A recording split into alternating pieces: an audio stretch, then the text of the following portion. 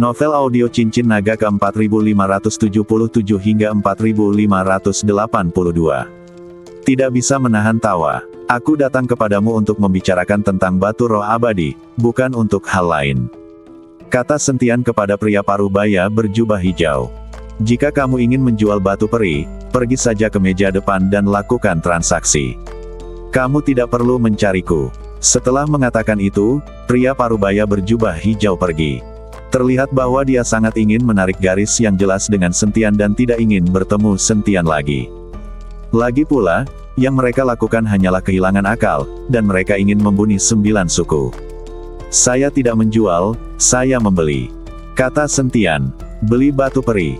Pria parubaya berjubah hijau itu tertegun, lalu berkata, saya membeli batu peri di sini, tapi saya tidak menjualnya. Jika Anda ingin membeli batu peri, pergilah keluar kota Binateng. Jika kamu membelinya secara pribadi di kota Binateng, batu roh peri, kamu akan ditangkap dan dipenjarakan.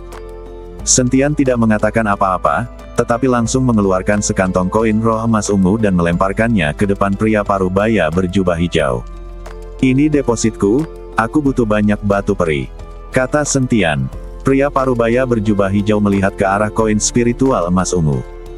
Meskipun matanya bersinar dengan emas, dia masih menggelengkan kepalanya dan berkata, sudah kubilang, kami tidak akan menjualnya, tidak peduli berapa harganya.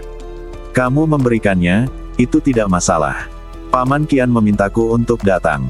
Sentian memberitahu Paman Kian. Uang kuno. Pria parubaya berjubah hijau mengerutkan kening, mengapa orang ini mengatakan segalanya kepada orang lain? Dia sangat tidak jujur. Saya tidak memiliki batu peri untuk dijual kepada Anda sekarang. Kumpulan batu peri yang saya beli telah diserahkan ke istana Tuan Kota. Sentian memandang pria parubaya berjubah hijau. Orang ini jelas tidak ingin berbisnis dengannya. Lupakan saja jika kamu tidak ingin menjualnya, maka aku akan mencari orang lain untuk membelinya. Jika aku tertangkap, aku akan menceritakan semuanya padamu. Sentian mengambil koin roh emas ungu dan berencana untuk pergi. Ketika pria parubaya berjubah hijau mendengar ini, dia segera menghentikan Sentian dan berkata tanpa daya, rekan Tao, ada sesuatu untuk didiskusikan, apa yang kamu lakukan? Jika kamu mengusir kami, bukankah kamu sendiri yang akan dibunuh? Kenapa repot-repot? Saya tidak takut. Saya akan bunuh diri dalam kasus terburuk. Anda akan membunuh 9 suku. Sentian mengancam pria parubaya berjubah hijau. Berhentilah membuat masalah. Aku hanya berbicara dengan santai. Bukankah kamu hanya menginginkan batu roh peri? Aku akan memberikannya kepadamu. Katakan saja berapa banyak yang kamu inginkan. Pria parubaya berjubah hijau itu pemalu. Mulailah menyenangkan Sentian. Semakin banyak batu roh abadi yang aku inginkan, semakin baik. Aku bisa memberimu harga tertinggi. Aku pasti akan membiarkanmu mendapat untung darinya. Setelah Sentian selesai berbicara, dia melemparkan tas berisi koin roh emas ungu ke tangan pria parubaya berjubah hijau. Tidak masalah, aku akan membantumu mendapatkannya, tapi mungkin butuh waktu lebih lama. Lagi pula, aku juga harus berurusan dengan istana Tuan Kota. Kata pria parubaya berjubah hijau. Tidak apa-apa, aku bisa menunggu. Sentian tahu bahwa dia tidak akan meninggalkan kota Binateng untuk saat ini, jadi dia bisa menunggu beberapa saat. Rekan Daois, karena kita telah bekerja sama, kita harus jujur satu sama lain. Nama saya Liu Zongnan. Saya penjaga toko di toko akuisisi ini, yang dianggap sebagai posisi semi-resmi. Pria parubaya berjubah hijau mengikuti Sentian dan memperkenalkan dirinya. Namaku Sentian. Sentian mengulurkan tangannya dan menjabatnya dengan Liu Zongnan. Rekan Daois Liu, berapa banyak toko di seluruh kota Binateng yang membeli batu peri seperti ini? Bukankah kamu dianggap sebagai anggota istana Tuan Kota? Sentian bertanya. Diperkirakan ada lebih dari selusin toko pembelian reguler di seluruh kota Binateng. Saya hanya menghitung setengah dari orang-orang dari istana Tuan Kota. Saya membantu istana Tuan Kota mengumpulkan batu roh peri, tetapi istana Tuan Kota tidak melakukannya. Jangan beri saya sumber daya apapun. Sekarang saya bekerja untuk rumah Tuan Kota secara gratis, tetapi ada satu keuntungan, yaitu saya dapat beroperasi secara diam-diam dan mencegat sendiri beberapa batu roh peri. Misalnya, beberapa biksu yang diam-diam membeli batu spiritual abadi akan ditangkap dan dipenjarakan jika ketahuan. Liu Zongnan berkata secara detail. Mendengarkan Liu Zongnan menyebutkan penjara, Sentian memikirkan pohon kuno yang menjulang tinggi di penjara, dan bertanya dengan rasa ingin tahu, "Rekan Daois Liu, Anda telah lama berada di kota binatang, tahukah Anda mengapa ada pohon kuno yang menjulang tinggi di tengah penjara? Kain wol dan akar pohon tumbuh dengan rumit di dalam sel. Mengapa penjara tidak dipindahkan ke tempat lain? Apakah kamu pernah ke penjara? Di mana dan apa yang akan kamu lakukan?" Liu Zongnan tahu bahwa Sentian berasal dari dunia luar dan tidak memiliki kontak dengan kota binatang. "Saya punya teman yang saudara laki-lakinya di penjara, jadi saya pergi untuk melihatnya." Sentian menjelaskan. Penjara itu. Liu Zongnan baru saja membuka mulutnya, tapi tiba-tiba menutupnya. Lalu dia melihat sekeliling dan berkata, "Ini bukan tempat untuk berbicara. Aku akan membawamu ke restoran dan mari kita ngobrol sambil makan." Sentian mengangguk dan berkata, "Oke." Sentian tahu bahwa mungkin ada pengawasan di toko, atau bahwa orang itu berasal dari istana Tuan Kota. Liu Zongnan tidak terlalu bebas di sini. Sentian mengikuti Liu Zongnan keluar ruangan, keduanya dengan senyuman di wajah mereka. "Karena Anda telah memilih untuk bekerja sama dan kedua belah pihak mendapat untung, tentu semua orang senang. Mei Yao, pergilah ke penginapan dan tunggu aku. Aku akan melakukan sesuatu dan melihat apakah aku bisa menyelamatkan saudaramu." Sentian berkata pada Yao Mei. Ketika Yao Mei mendengar bahwa Sentian sedang memikirkan cara untuk menyelamatkan kakaknya, dia langsung bersemangat. "Baiklah, kalau begitu aku akan menunggumu di penginapan." Yao Mei mengangguk. Setelah Yao Mei pergi, Liu Zongnan melihat ke belakang Yao Mei, lalu tersenyum tipis dan berkata, "Rekan Daois Sen sangat cantik. Menurut analisis saya, gadis ini pasti gadis berbunga kuning. Rekan Daois Liu, jangan katakan itu lelucon, ayo pergi." Sentian terdiam beberapa saat, siapa yang dipikirkan Liu Zongnan tentang dirinya. Liu Zongnan membawa Sentian ke sebuah restoran. Restoran ini sangat megah, dan orang-orang yang keluar masuk semuanya kaya dan berkuasa. "Bos Liu." Begitu dia memasuki restoran, seorang pelayan menyambut hangat Liu Zongnan. Terlihat bahwa Liu Zongnan sering berkunjung ke sini. "Hari ini aku akan membawa teman-temanku dan menyiapkan anggur dan makanan terbaik di sini, dan juga menyiapkan kamar pribadi untukku." Setelah Liu Zongnan selesai berbicara, dia melemparkan lusinan koin spiritual langsung ke pelayan. Pelayan setuju dan mengundang Liu Zongnan ke restoran. Kemudian dia memimpin Sentian dan Liu Zongnan ke lantai 2 dan memasuki sebuah kotak yang sangat mewah. "Segera setelah saya masuk ke dalam kotak, saya dapat merasakan energi spiritual yang kaya mengalir ke dalam badan saya. Rasanya menyegarkan dan sangat nyaman." Sentian tahu bahwa formasi pasti telah dipasang di kotak ini untuk membuatnya merasa seperti ini. Para pebisnis di kota buas ini memang punya akal sehat. Kamar pribadi ini adalah satu-satunya di seluruh restoran. Kebanyakan orang yang ingin makan di sini tidak memenuhi syarat. "Kita akan makan dan ngobrol nanti. Kalau kita ngobrol di tempat ini, tidak akan ada yang mendengarnya." Liu Zongnan meminta Sentian duduk dan berkata, "Sepertinya jika kamu punya uang, kamu bisa menikmati hidup di kota binatang." Sentian melihat ke kotak itu dan berkata, "Tentu saja, hanya saja setelah bertahun-tahun terisolasi, sumber daya kota binatang sudah sangat langka, jadi kami mempertaruhkan nyawa untuk pergi ke dunia luar." Liu Zongnan berkata, "Tahukah kamu apa yang dilakukan tuan kotamu hingga mendapatkan begitu banyak batu peri?" Sentian bertanya, "Saya tidak tahu. Kami hanya bertanggung jawab atas akuisisi. Adapun untuk apa penguasa kota menggunakan batu peri, kami tidak tahu. Kamu harus berlatih dengan batu roh peri.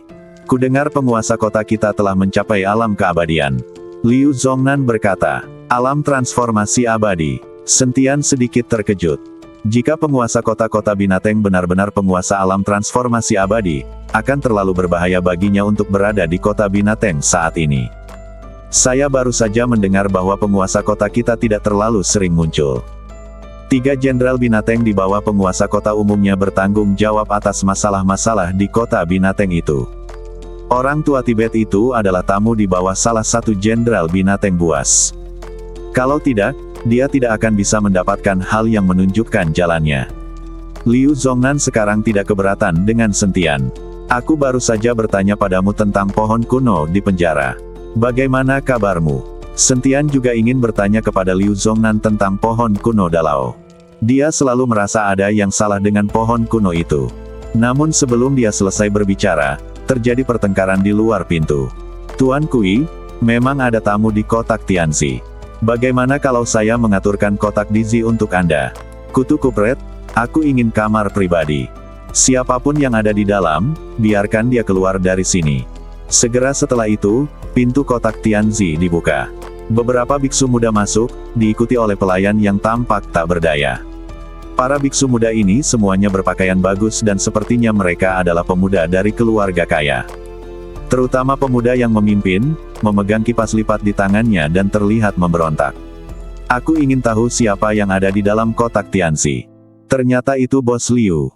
Biksu muda terkemuka melihat Liu Zongnan dan berkata dengan dingin. Ternyata itu Tuan Kui. Entah kenapa dia begitu bahagia hari ini. Dia datang ke sini untuk makan. Liu Zongnan segera berdiri dan berkata kepada Tuan Kui. Saya duduk bersama beberapa teman hari ini. Kami hanya menyukai kamar pribadi ini, dan kami berharap Bos Liu akan menyerahkan kursinya. Tuan Kui berkata kepada Liu Zongnan. Meskipun kata-katanya cukup sopan, ada sedikit nada perintah dalam nadanya. Tuan Kui, saya hanya mengobrol dengan teman-teman saya. Saya tidak akan lama di sini. Anda bisa. Sebelum Liu Zongnan selesai berbicara, seorang biksu di belakang Tuan Muda Kui mendengus dingin, Saudara Kui memintamu keluar dari sini untuk memberimu wajah. Jangan berpikir bahwa kamu hanya mengumpulkan batu roh peri untuk rumah Tuan Kota. Saya rasa luar biasa.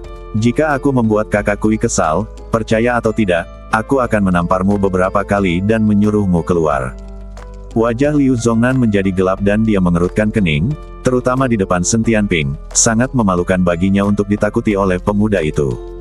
Kamu pikir kamu ini siapa? Ini kota binatang. Siapapun yang berani menggunakan nafas tanpa izin akan ditangkap dan dipenjarakan. Liu Zongnan berkata, itu hanya lelucon. Bahkan jika Saudara Kui menamparmu 2 kali, menurutmu apakah ada orang yang berani menangkapnya dan memenjarakannya? Biksu muda itu menyeringai dan berkata, Bos Liu, apakah menurut Anda akan ditangkap jika saya menamparkan Anda beberapa kali? Tuan Kui berjalan langsung ke Liu Zongnan dan bertanya dengan arogan. Merasakan kesombongan Tuan Kui, Liu Zongnan sangat marah, namun pada akhirnya dia menelan amarahnya. Oke, ayo pergi. Liu Zongnan tanpa daya memanggil Sentian dan pergi. Dan Tuan Kui dan yang lainnya duduk di kamar pribadi Tianzi dengan sangat arogan. Pelayan mengganti kamar pribadi untuk Liu Zongnan dan Sentian. Meski tidak sebagus kamar pribadi, tapi lumayan juga. Semprul, Kui Yu ini sudah keterlaluan. Karena ayahnya adalah salah satu dari 3 jenderal binatang buas, dia bahkan tidak berani mematuhi aturan kota binatang buas. Setelah duduk, Liu Zongnan berkata dengan marah. Menurutku anak itu belum terlalu mahir. Jika kamu tidak melampiaskan amarahmu, aku bisa menghajarnya untukmu. Sentian melihat raut muka marah Liu Zongnan dan sedikit tersenyum. Tidak, tidak. Setelah mendengar ini, Liu Zongnan buru-buru menghentikan Sentian dan berkata, kamu tidak dapat melakukan apapun di kota binatang. Jika kamu ditangkap dan dipenjarakan, kamu akan mati. Itu hanya 2 tamparan, apakah masih bisa dijatuhi hukuman mati? Sentian tidak peduli. Tidak akan ada hukuman mati, tapi begitu kamu masuk penjara, akan sulit untuk keluar. Tidak butuh waktu lama sebelum kamu tersedot sampai mati. Liu Zongnan berbisik. Menghisap orang dewasa. Sentian sedikit terkejut. Liu Zongnan panik sejenak. Dia menyadari bahwa dia telah mengatakan hal yang salah, dan dengan cepat melambaikan tangannya dan berkata, jangan bertanya, patuhi saja peraturan dan jangan terjebak di penjara. Apakah kamu menyembunyikan sesuatu dariku? Baru saja aku bertanya tentang pohon-pohon kuno yang menjulang tinggi di Dalao, dan kamu sepertinya menghindarinya. Apakah ada yang aneh dengan pohon kuno itu? Apakah ada lingkaran sihir yang dipasang di penjara? Sentian bertanya pada Liu Zongnan. Oh, tolong berhenti bertanya dan cepat makan. Liu Zongnan tidak ingin Sentian bertanya lagi. Jika kamu tidak memberitahuku, maka aku akan menceritakan kisahmu. Sentian kembali mengancam Liu Zongnan untuk pergi ke dunia luar. Ketika Liu Zongnan mendengar ini, dia menghela nafas tak berdaya dan berkata, sebenarnya, penjara kota binatang ini bukanlah seorang tahanan sama sekali, tapi sebuah barisan besar yang menyerap jiwa.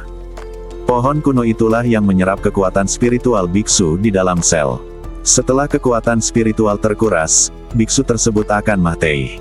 Kekuatan spiritual yang diserap disimpan di pohon-pohon kuno dan kemudian digunakan untuk budidaya oleh orang-orang di rumah tuan kota. Kota binatang memiliki sumber daya yang relatif sedikit, jadi orang-orang di istana tuan kota hanya bisa berlatih dengan cara ini. Ini adalah rahasia rumah tuan kota. Jika Tuan Zhang tidak memberitahuku, aku tidak akan mengetahuinya. Kamu tidak boleh berbicara omong kosong. Liu Zongnan memperingatkan Sentian, takut Sentian akan memberitahunya. Bagaimanapun, ini adalah rahasia tingkat tinggi dari istana penguasa kota. Jika ini menyebar, kota binatang akan berada dalam kekacauan. Ketika Sentian mendengar ini, dia segera mengerti mengapa peraturan di kota binatang ini begitu ketat. Jika dia membuat kesalahan sekecil apapun, dia akan dijebloskan ke penjara. Ternyata ada konspirasi di baliknya. Pantas saja Sentian merasa seperti akan mati karena kelelahan saat melihat saudara laki-laki Yao Mei. Dan jejak hisapan yang terlihat di dalam sel ternyata adalah jejak yang menyerap energi spiritual di badan biksu tersebut.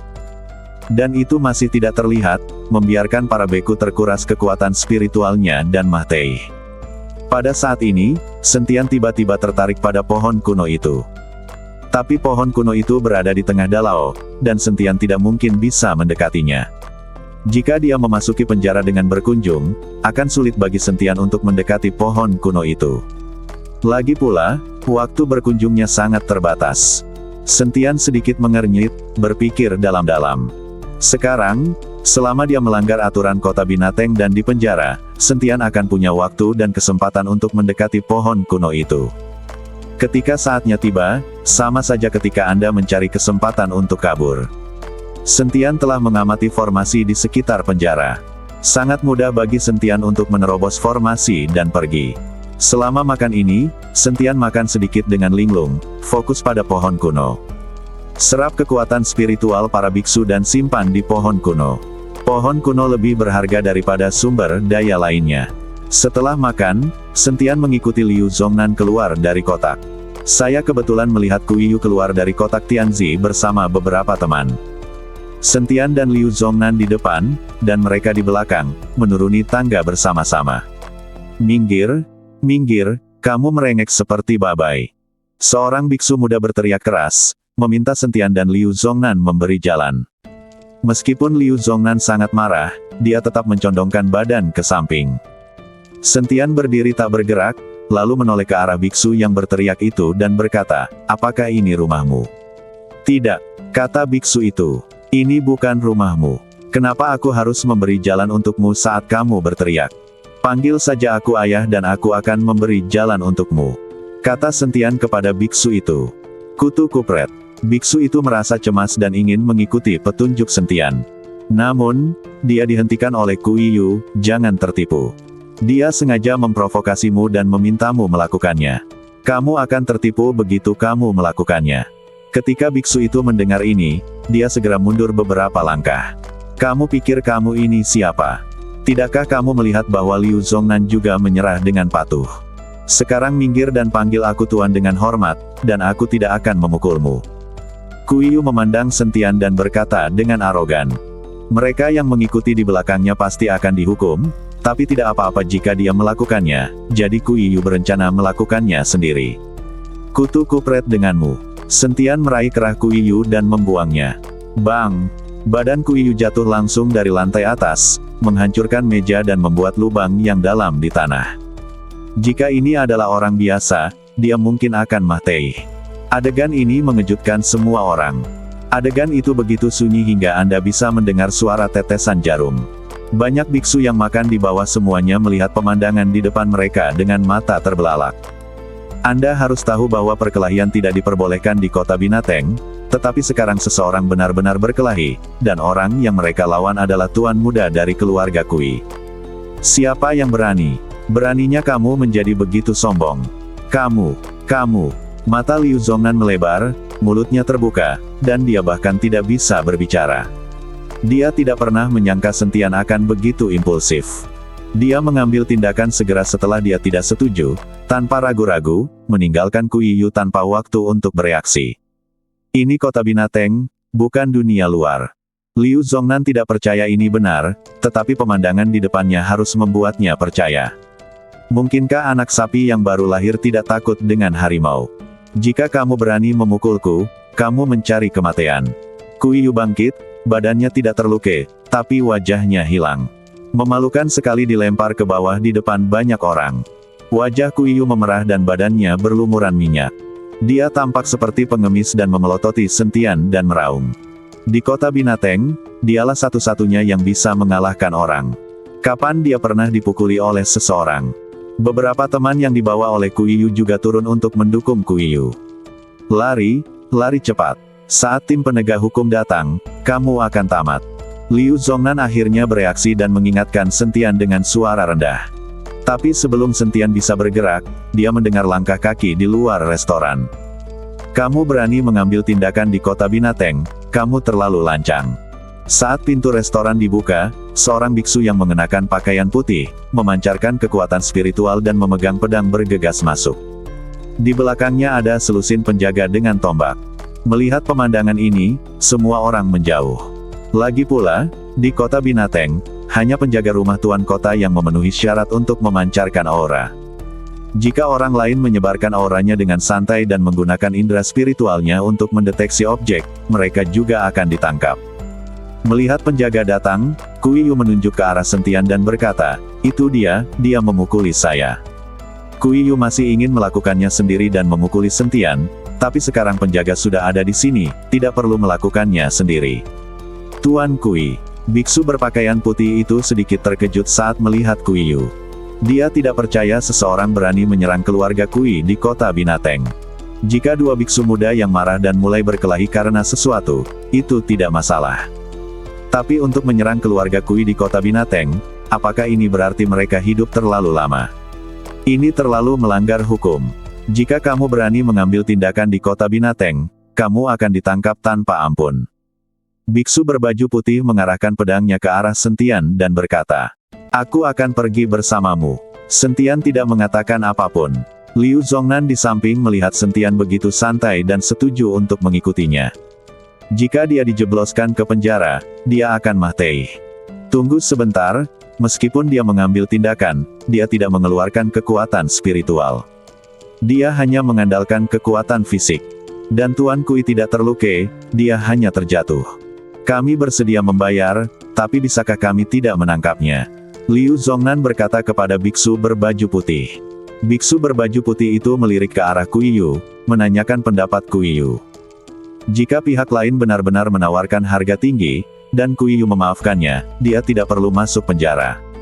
Saya tidak kekurangan uang, jadi saya harus memenjarakannya dan menderita, kata Kuiyu dengan raut muka marah. Tuan Kui, Liu Zongnan ingin mengatakan sesuatu yang lain, tetapi Kuiyu melambaikan tangannya dan berkata, "Kamu berbicara omong kosong, saya akan menangkapmu juga." Ketika Liu Zongnan melihat ini, dia tidak berani berbicara mewakili Sentian lagi. "Ikutlah dengan kami." Setelah biksu berbaju putih selesai berbicara, dia membawa Sentian dan pergi. Kuiyu mencibir dengan bangga dan meninggalkan restoran dengan beberapa pengikut. Liu Zongnan sedikit khawatir dan mengikuti Sentian, berencana menyuap biksu berbaju putih setelah Kuiyu pergi. "Rekan Daois Liu, pergilah ke penginapan dan beritahu Yao Mei untuk tidak berlarian di dalam penginapan. Saya akan keluar dalam beberapa hari," Sentian berkata pada Liu Zongnan. Biksu berbaju putih tidak bisa menahan tawa setelah mendengar kata-kata Sentian. Dia belum pernah melihat seseorang yang dipenjara dan dibebaskan dalam beberapa hari. Kecuali jika seseorang menghisapnya ke dalam, dan dia akan mati. Jika keluarganya bersedia membayar harga tinggi, dia bisa ditebus. Biksu yang baru saja dipenjara adalah yang paling berharga, bagaimana dia bisa dibebaskan? Biarkan aku memikirkan cara untukmu. Bertahanlah di penjara dan jangan bicara omong kosong. Aku akan mencari Tuan Zhang dan memikirkan cara. Dia pasti punya cara untuk menyelamatkanmu. Liu Zongnan memperingatkan Sentian. Dia tidak takut Sentian akan masuk penjara, dia takut Sentian akan menceritakan beberapa hal. Jika berita itu sampai ke istana Tuan Kota, mereka akan hancur. Kamu tidak perlu memikirkan cara untuk menyelamatkanku. Lakukan saja apa yang aku perintahkan. Sentian berkata pada Liu Zongnan. Sentian memasuki penjara hanya untuk melihat pohon kuno itu. Jika memang ada sejumlah besar kekuatan spiritual biksu yang tersimpan di dalamnya, dia bisa mengambil semuanya. Akan sangat rugi jika seseorang memancingnya keluar setelah dia masuk dan gagal mencapai apapun. Jadi Sentian tidak membiarkan Liu Zongnan mengendalikan dirinya sendiri. Jika dia ingin pergi, dia dapat dengan mudah meninggalkan penjara. Formasi yang mengelilingi penjara tidak berguna bagi Sentian. Liu Zongnan tidak mengerti apa yang ingin dilakukan Sentian, tapi karena dia tidak diizinkan menyelamatkannya, Liu Zongnan hanya bisa melakukannya. Sentian mengikuti biksu berbaju putih itu ke penjara yang terbungkus kabut putih. Biksu berbaju putih segera menyerahkan Sentian setelah berkomunikasi dengan Kapten Zhou di penjara. Kapten Zhou memandang Sentian, sedikit mengernyit dan berkata, "Mengapa anak Anda terlihat familiar? Sepertinya saya pernah melihatnya di suatu tempat. Wajahku yang populer mungkin terlihat familiar," kata Sentian. Dia tidak ingin kapten mengenalinya minggu ini. Dia baru saja masuk penjara kemarin dan ditangkap hari ini. "Mari ikut saya." Kapten Zhou memimpin Sentian menuju sel bawah tanah. Tanpa diduga, kali ini, tempat pemenjaraan Sentian sebenarnya adalah sel yang sama dengan tempat Sentian mengikuti Yao Mei kemarin. Mungkin banyak biksu di sel di sini yang telah meninggal dan masih ada ruangan tambahan. Setelah memasukkan Sentian ke dalam sel, Kapten Zhou berkata, "Wah, tidak ada aturan di penjara. Selama kamu tidak kabur, kamu dapat melakukan apapun yang kamu inginkan. Jangan berpikir untuk berlatih di sini. Tidak ada energi spiritual sama sekali. Istirahatlah yang nyenyak di dalam sel. Seseorang akan membawakanmu 3 kali makan. Jika kamu tidak memiliki energi spiritual, kamu tidak akan mati kelaparan. Akan ada waktu tertentu bagimu untuk keluar dan mencari udara segar. Kamu tidak perlu melakukan apapun. Di sini lebih nyaman daripada di luar." Jika Sentian tidak mengetahui tujuan penjara ini, dia akan berpikir bahwa perawatan di sel ini sangat baik. Dimengerti. Sentian mengangguk. Setelah kapten pergi minggu itu, saudara perempuan dan laki-laki tetangga angkat bicara, "Rekan Tao, mengapa Anda ditangkap? Mengapa suara Anda terasa familiar bagi saya?" Karena ada tembok, saudara laki-laki Yao Mei dapat mendengar suara Sentian, tetapi tidak dapat melihat Sentian. "Saya baru saja memukul seseorang, lalu saya dipenjara. Saya tidak tahu berapa lama." "Rekan Tao, mengapa kamu dipenjara?" Sentian bertanya pada saudara Yao Mei. Saudara Yao Mei menghela nafas, "Saya menemukan seorang kultivator wanita dan berbicara tentang menjadi mitra kultivator ganda. Kami pernah berlatih kultivasi ganda bersama, tetapi dia meminta saya 100 koin spiritual emas ungu. Bagaimana saya bisa memiliki begitu banyak uang? Dia menggugat saya karena memperkaosnya, dan kemudian dia ditangkap." Sungguh semprul. Ketika Sentian mendengar ini, dia tidak bisa menahan tawa. Pantas saja gadis itu tidak mau membicarakan bagaimana kakaknya ditangkap. Bersambung.